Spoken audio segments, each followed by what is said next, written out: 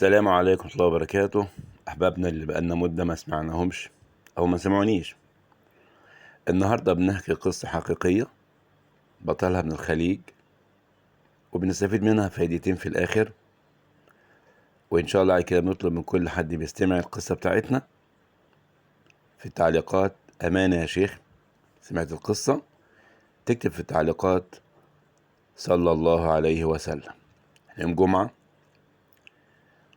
فالصلاة على النبي صلى الله عليه وسلم مستحب يوم الجمعة.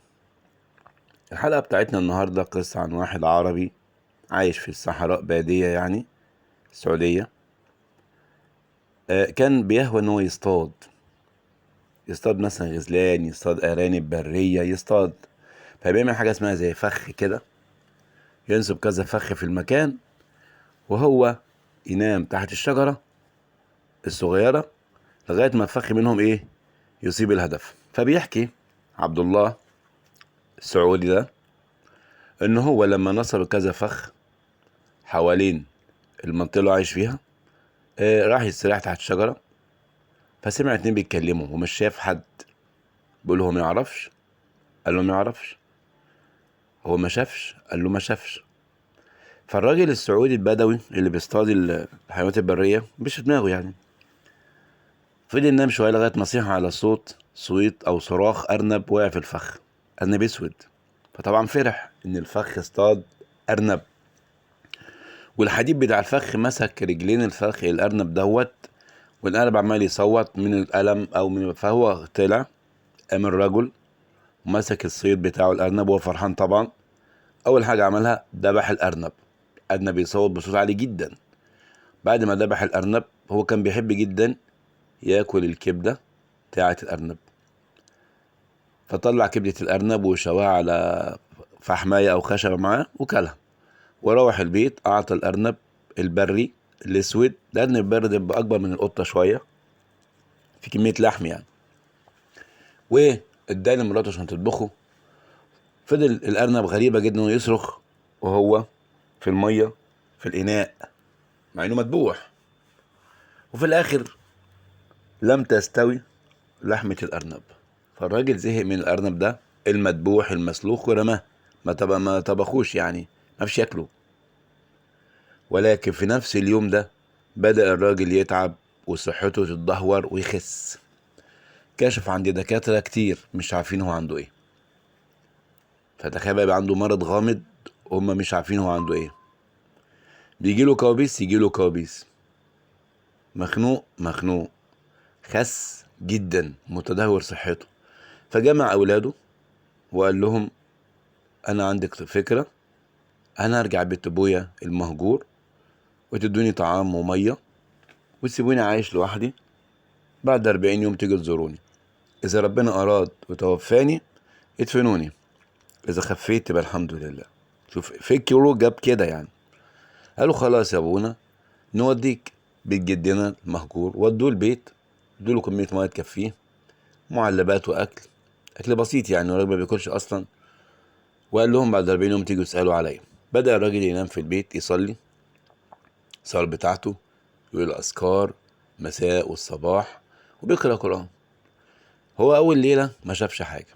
تاني ليلة بقى شاف واحدة ست ضخمة ماسكة خنجر وبتجري وراه عشان تضربه بالذات في بطنه، هو بيجري منها. فجت واحدة تانية لابسة أبيض فبد وقالت لها أنت بتعملي إيه؟ قالت لها سيبيني أقتله عشان هو ده اللي أكل كبدة ولدي وذبح ولدي، فلازم آخد حقي منه. قالت لها لا مالكيش حق، إن هو ما كانش يعرف إن الأرنب ده ابنك، وفي نفس الوقت هو بيقول أذكار الصباح والمساء، فأنا همنعك منه. ده أول ليلة. اتكرر الحلم 3 مرات. فالراجل فهم كده ان الارنب اللي اكله او اللي ذبحه ما كان ارنب، هو كان جن في صورة ارنب.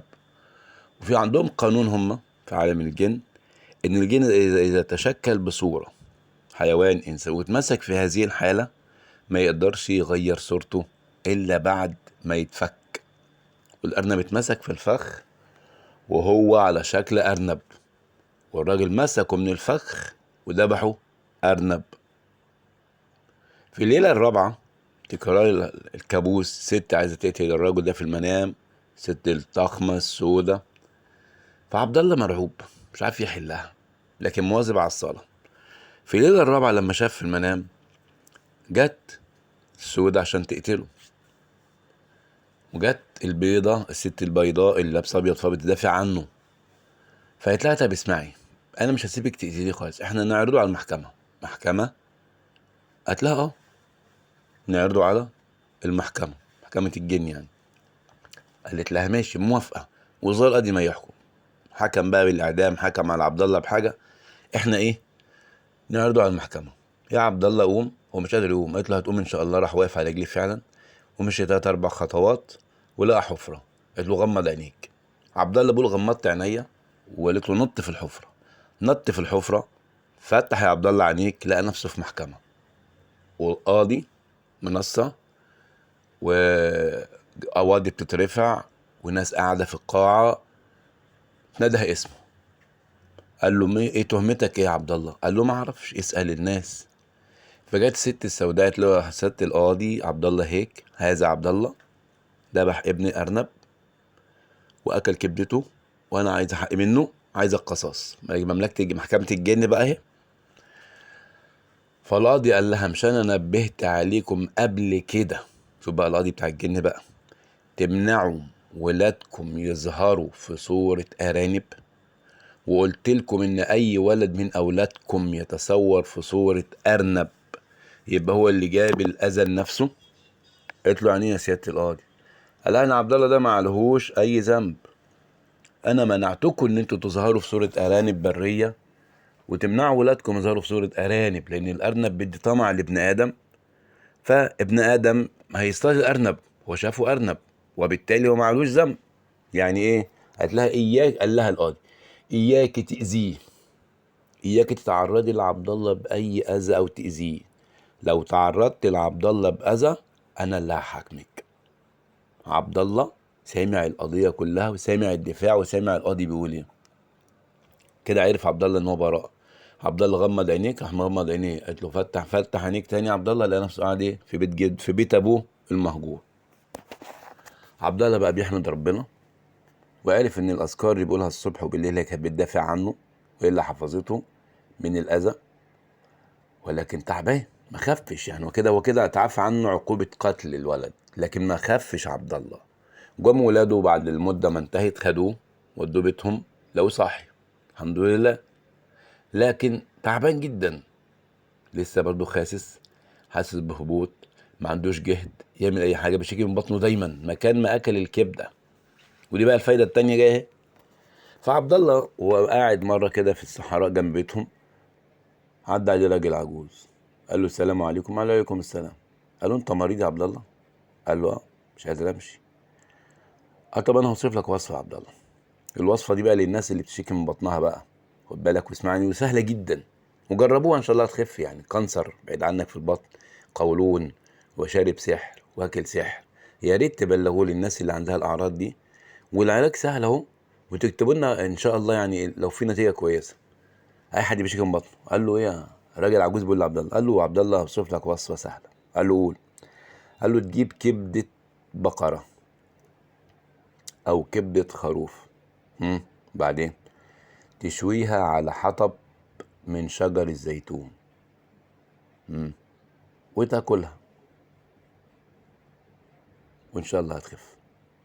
عبد الله تاني يوم جاب بقره عنده بقى وخروف، ذبح الخروف، طلع الكبده، جمع كم عود من شجره الزيتون، شمسهم، جففهم، وولع، شوى الكبده زي ما قال له الشيخ بالظبط على رحمه الله على حطب الزيتون ده، واكل، والحمد لله خف.